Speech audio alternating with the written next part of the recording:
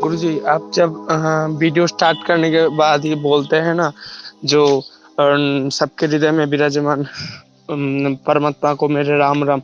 गुरुजी, ये जब आप बोलते हैं आपके मुख से, जब मैं सुनता हूँ वीडियो पर, तभी मेरा जो मैं खुद पे ही खो जाता हूँ कि मैं किधर हूँ, मैं कौन हूँ। मुझे थोड़े थोड़े करके सारे याद हो जाते हैं, मैं कौन हूँ, किस लिए मेरे इस धरती पे जन्म हुआ था, किस लिए मैं कौन सा काम कर सकता हूँ, मेरा क्या औकात है, मुझे सब पता हो गया था। तो गुरुजी, यही था मेरा आपका जो हर वीडियो का एक फास्ट जो आप बोलते हैं, यही मुझे प्रभु भक्ति में लीन कर देता है। तो गुरुजी, मेरा जो मेन मकसद है वो है, मैं त्रिपुरा में रहता हूँ, तो इसलिए त्रिपुरा में जितने भी गरीब लोग हैं जो रास्ते में बैठते हैं, इनका कोई घर कुछ नहीं होता है, वो लोग सिर्फ रास्ता है, उधर उन लोगों का घर है, तो उधर सभी लोग परिवार लेके रहते हैं।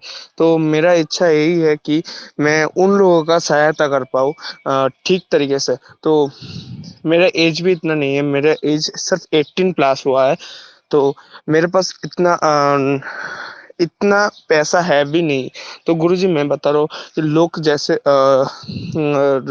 ब्लैक क्या बताऊँ आपको गुरुजी, जो जितने लोग हैं ना, जो जुआ खेलते हैं, उन लोगों का उन लोग तो दूसरी खराब चीज पे यूज करते हैं। तो मैं बता रहा हूँ कि मेरा मेन मकसद है गरीब लोगों को ठीक करना। तो आप जानते हैं एक राज्य पर कितना गरीब लोग हो सकते हैं, तो मैं सबको एक एक करके कुछ ना कुछ देना चाहता हूँ। तो इसलिए मैं बता रहा हूँ कि ऐसे मैं कुछ करके उन लोगों का सहायता करूँ तो अच्छा होगा या नहीं होगा, ये मुझे पता। आप क्या बताते हैं कि ये करना ठीक होगा या नहीं होगा? अच्छा गुरुजी, मेरा जो बात था कि सरकार गरीब लोगों के लिए कुछ नहीं करता, क्यों नहीं करता है वो लोग? प्रिय अरिंदम, तुम्हारे मन में जो सवाल उठा है, यह एक संवेदनशील मन का सवाल है। और तुम्हारे मन में जो राम बैठे हैं ना, वे दया राम हैं। सुना होगा बहुत सारे लोगों का नाम दयाराम। तो ये कौन से राम हैं जो तुम्हारे भीतर से बोल रहे हैं? इन्हें दया राम कहते हैं। दूसरे को दुख में, कष्टों में, तकलीफ़ों में, समस्याओं में घिरा हुआ देखकर जब दया का भाव उदित होता है, तब हृदय से दयाराम बोलते हैं। लेकिन दयाराम यदि बेबस आदमी के मन से बोल रहे हों, तो फिर सिवाय सहानुभूति की और कुछ नहीं हो सकता। तुमने कहा है कि मैं इनके लिए क्या कर सकता हूं? कुछ नहीं कर सकते, करना भी नहीं है। तुम सिर्फ अपने लिए करो, क्योंकि अगर तुम इन गरीब और बेसहारा लोगों के लिए कुछ भी करने के लिए निकलोगे, तो तुम भी उन ही गरीब और बेसहारा लोगों में से एक हो जाओगे। ये मान लो मेरी बात, क्योंकि तुम्हारे पास कुछ है तो नहीं।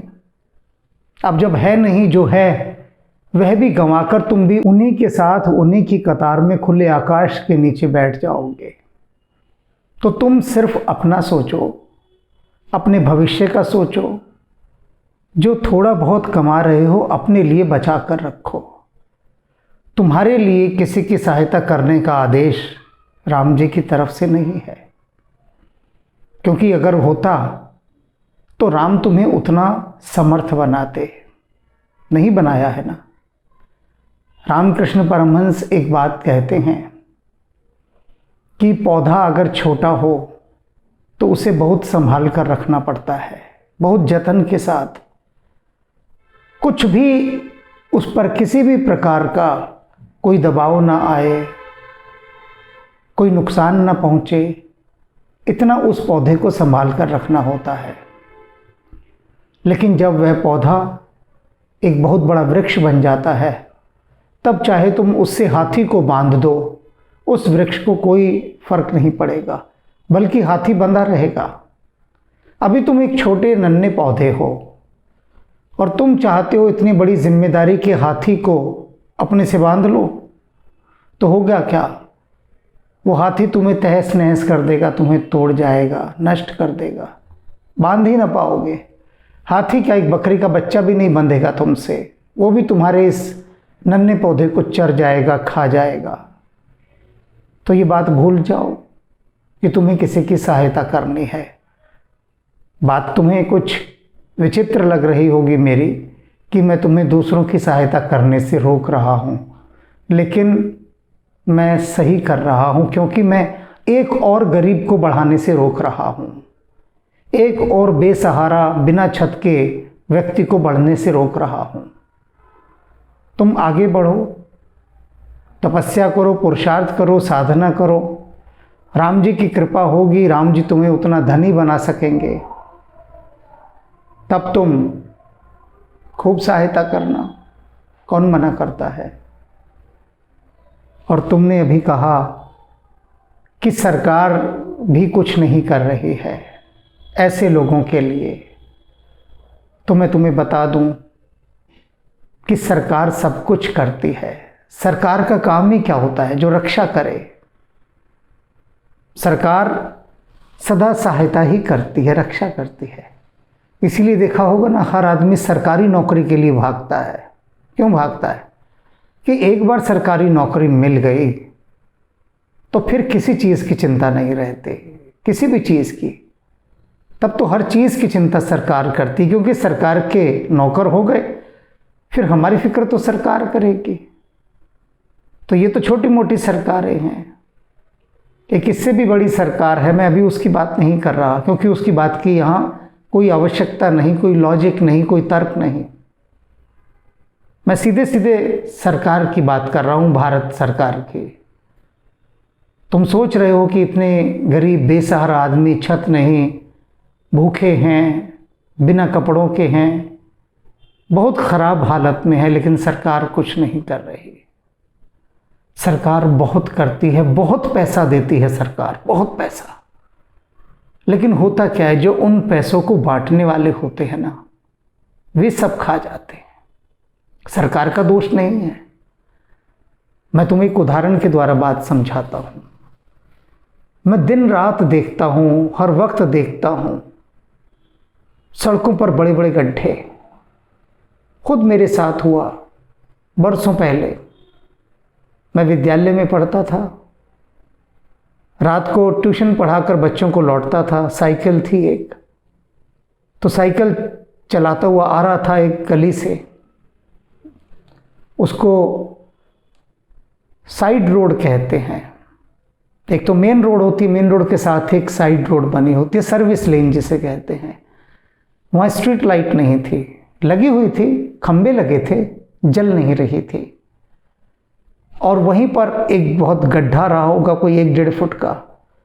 तो उसमें मेरी साइकिल घुसी और मैं दूर जाकर गिरा, काफ़ी चोट आई मुझे। अब सवाल ये है कि क्या सरकार ने ऐसा कोई आदमी नियुक्त नहीं किया होगा, या ऐसा कोई विभाग नहीं बनाया होगा जो ये देखे कि रात को स्ट्रीट लाइट जली या नहीं जली। अगर वे खंबे खराब हैं, लाइटें बंद पड़ी हैं, तो कोई तो विभाग होगा ना ऐसा जो इसे देखता होगा। और कोई तो विभाग होगा ऐसा जो ये देखता होगा कि सड़कें टूटी हैं या ठीक है। तो वे विभाग क्या कर रहे हैं? क्या कर रहे हैं? कुछ भी नहीं कर रहे, बैठे हैं मस्त। स्ट्रीट लाइट नहीं जल रही तो नहीं जल रही, क्योंकि कोई देखने वाला नहीं। बस काम कोई नहीं कर रहा, काम कोई नहीं कर रहा। जो तुम्हारी स्थिति इस समय है, वही स्थिति मेरी कभी विद्यार्थी काल में हुआ करती थी। मैं अति संवेदनशील था। मैंने तीर्थ स्थानों पर, मंदिरों के बाहर, इन सब जगह जाना छोड़ दिया था, क्योंकि जहाँ जाता था वहीं इस प्रकार के दीन दुखी असहाय, इनको देखकर मैं बहुत व्याकुल हो जाता था। और मैं यही सोचता था कि मैं क्यों नहीं इनके लिए कुछ कर पाता हूँ, क्यों मैं इतना असहाय हूँ। मैं चाहूँ तो इनके लिए सब कुछ कर सकता हूँ। क्यों? क्योंकि भीतर जज्बा होना चाहिए, लेकिन अकेला जज्बा काम नहीं करता। जज्बे के साथ यदि अधिकार हो तो जज्बा बड़ा खूबसूरत हो जाता है। जज्बा अर्थात भावना, भाव है मेरे भीतर कि मैं देशवासियों की सेवा करूं, लेकिन बिना अधिकार के कितनी सेवा कर सकता हूं, कितनी कोई कर लेगा, बूंद बराबर। और बूंद बराबर इंसान अपनी ही सेवा कर ले वही बहुत है। तो लेकिन जब अधिकार मिलते हैं, अधिकारों के साथ आपको शक्ति भी मिलती है, और शक्ति के साथ जब सेवा की जाती है तो वो बहुत बड़ी हो जाती है। इसे एक उदाहरण के द्वारा समझो, छोटा सा उदाहरण, कि अगर मैं चाहूं कि इसी एक व्यक्ति को उठाकर दूसरे स्थान पर ले जाऊं, तो मैं अपनी पीठ पर उसे कितनी देर उठा सकूंगा? बस थोड़ी सी दूर, और फिर मैं खुद भी थक जाऊंगा। लेकिन एक रेलगाड़ी कितने लोगों को उठाकर ले जाएगी? तो रेलगाड़ी के पास क्या है? शक्ति भी है, अधिकार भी है, स्थान भी है, सब कुछ है, समर्थ है वो। तो जो सामर्थ्यवान होते हैं वे जब सेवा करते हैं तो सेवा अनंत गुणा होकर फैलती है, अनंत गुणा। उसके परिणाम बहुत बड़े सामने निकल कर आते हैं। और यही बात इसीलिए अधिकारियों पर लागू होती है जो सरकार की सेवा में हैं, जिनको सरकार ने दायित्व सौंपे हैं। अब प्राचीन काल में क्या होता था कि हर राजा वेश बदल कर घूमता था। कभी कोई भेष धारण कर लिया, कभी कोई भेष धारण कर दिया, प्रजा का हालचाल पूछने निकलता था। आज कौन राजा निकलता है? कोई भी नहीं निकलता। राजा का मतलब क्या कि जो जिस विभाग का बड़ा अधिकारी है वह राजा है। अब जिसके अधीन कोई विभाग है वह वेश बदल कर निकले और देखे मेरे कर्मचारी कैसे काम कर रहे हैं, जरा देखो उनको जाके। लेकिन सवाल है कि अगर वो भेष बदल कर घूमेगा, मैं कहता हूँ अब असली भेष में ही घूम ले, वो भी नहीं घूमता। तो अगर वो भेष बदल कर घूमेगा तो पार्टियों में कौन जाएगा, उद्घाटन कौन करेगा, और अपने निजी स्वार्थों को पूरा कौन करेगा? उनसे तो फुर्सत मिले। मुझे याद है, मैं लगभग 18-19 साल से भी ज़्यादा का समय हो गया होगा, गोमुख गया था। तो गंगोत्री से जब गोमुख तक की यात्रा में गए तो रास्ते में एक व्यक्ति को चोट लग गई। अब चोट लग गई तो उस बेचारे को कौन देखे? मतलब उतने लंबे रास्ते के अंदर कोई भी चिकित्सक नहीं, कोई सहायता के लिए नहीं। तीर्थ यात्री हैं, इतना लंबा रास्ता। अरे कम से कम हर 5 किलोमीटर के ऊपर, 4 किलोमीटर के ऊपर छोटी छोटी सी सहायता की चौकियां बनी होनी चाहिए, जो तीर्थ यात्रियों की सहायता के लिए हो। कि किसी को कोई दुख सुख है, चोट लग गई, कौन करेगा उनका? कुछ भी नहीं था, कुछ भी नहीं। और ऐसी बात नहीं कि सरकार ने किसी को रखा नहीं होगा, बिल्कुल रखा होगा। मैंने कहा ना, सरकार सबका ध्यान रखती है। सरकार ने ज़रूर वहाँ पर नियुक्त किया होगा उन लोगों को कि जो तीर्थ यात्रियों की देखभाल करें। अब वो नहीं कर रहे देखभाल, इसको देखने वाला कोई नहीं, इसकी देखभाल करने वाला कोई नहीं कि देखभाल करने वाले देखभाल कर रहे हैं या नहीं। ये कौन कर सकता है? जिसके भीतर प्रेम का जज्बा होता है, देश प्रेम का, मानवता का, वह कर सकता है। अब मेरे जैसे आदमी को तो हनुमान जी ने बिठा दिया कि भैया बैठ और बस जुबानी रूप से लोगों को तसल्ली दे, तुझे मैं अधिकार नहीं दूंगा कुछ। अगर हनुमान जी को सच में कहीं सुधार करवाना होता, सच में, तो मुझे भारत सरकार में कहीं ऐसे स्थान पर बिठाते जहां मेरा अधिकार होता, मैं कुछ कर सकता। अभी क्या कर सकता हूं मैं? अभी सिर्फ सांत्वना दे सकता हूं, मार्गदर्शन कर सकता हूं, तसल्ली दे सकता हूं। दिल बहलाने को गालिब ख्याल अच्छा है। बस कुछ इतना भर मैं कर लेता हूं कि थोड़ा संतोष मिल जाए, दुख अधिक ना सताए, बस इतना ही। इससे ज़्यादा मैं कुछ नहीं कर सकता। तो बात इसको समझो कि मन जब भी इतना द्रवीभूत हो उठे, दूसरों के लिए करने का मन करे, तो कुछ आर्थिक रूप से ना कर सको तो ना करो, लेकिन शब्दों के माध्यम से तुम सहायता कर सकते हो। जो सहानुभूति है ना, बहुत खूबसूरत शब्द है। सहानुभूति माने सह अनुभूति। जैसा दूसरा महसूस कर रहा है वैसा आप भी महसूस कर रहे हैं, उसके दर्द को, उसके दुख को आप भी अनुभव कर रहे हैं। तो ऐसे दीनहीन, असहाय, बेसहारा लोगों से बस तुम थोड़ी सी बात कर लो, और उनसे बात करते करते राम जी से भी थोड़ा सा कह दो कि राम जी, जो सत्ता में हैं, जो शासन में हैं, उनके मन में ऐसा भाव आप पैदा कीजिए कि वे अपने कर्तव्य पथ पर चलें और प्रजा का पालन करें जैसे आप करते थे। बस बारंबार राम जी से यही प्रार्थना करनी है कि हे राम, उन लोगों के मन में भी, ये जो बड़े बड़े अफसर लोग हैं, ऊंचे ऊंचे पदों पर बैठे हैं, जिन्हें भारत सरकार ने इतना दिया है, इतना दिया है, बेहिसाब दिया है, कोई हिसाब नहीं, हर ऐशो आराम, शानो शौकत दी, इज्जत दी, सब कुछ दिया। भारत सरकार ने सब कुछ दे दिया और उनसे कहा कि जाओ भारतवासियों की सेवा करो।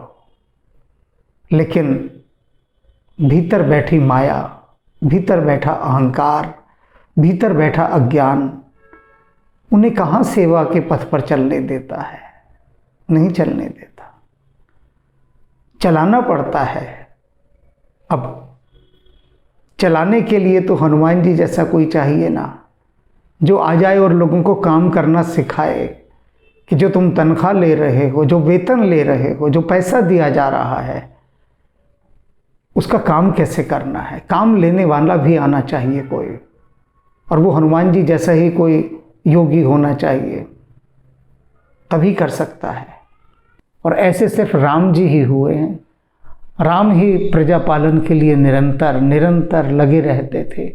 बस एक ही उनका ध्येय था, एक ही भाव था कि मेरे प्रजाजन प्रत्येक स्थिति में सुखी रहें। और वही दयाराम तुम्हारे भीतर बोल रहे हैं।